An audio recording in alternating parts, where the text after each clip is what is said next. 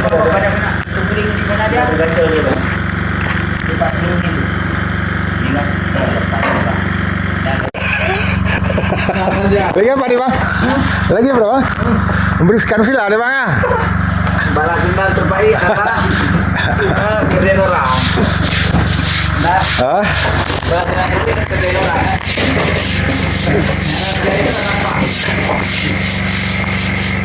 Jadi sebenarnya abang sebut. Kami buat ibu jemaah dia.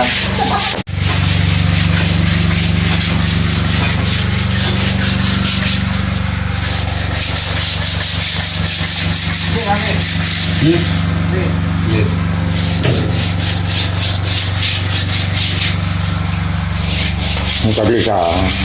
Ini dah kering tak? Hah? Dah kering.